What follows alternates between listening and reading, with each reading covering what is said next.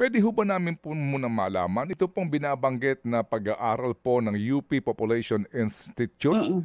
kung gaano po ka-crucial para sa ating mga kabataan, particularly po age 15 to 24, ito pong usapin nga ng sexuality education? Napakahalaga po.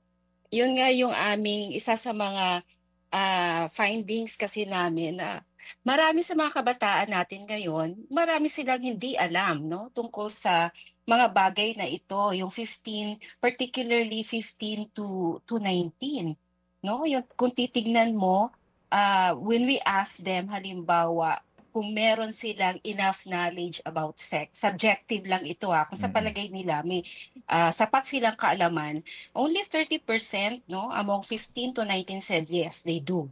Mhm. Tapos 20, among 20 to 24, syempre in-expect mo dahil mas matanda, mas Mm. mataas yung porsyento noon, almost 50% said that they do have knowledge. But when we ask them yung mga specific, halimbawa, isa sa mga finlag naming findings ng YAPS, kasi ang YAPS, yung Adult Fertility and Sexuality Study, yung 2021, that's the fifth round, no? Halos every decade, ginagawa natin to since 1982. Mhm. So natatrack natin yung pagbabago doon sa knowledge halimbawa about HIV. Ang nakakabahala, yung round na to, bumaba yung knowledge ng mga kabataan natin about comprehensive knowledge about HIV.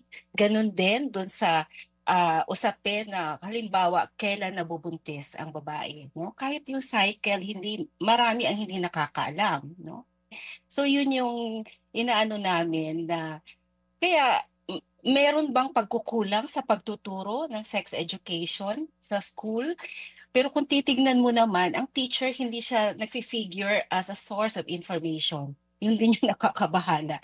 Kasi madalas sa kanila sinasabi, wala sila actually makukonsult, no, na tao kung meron silang tanong about sex.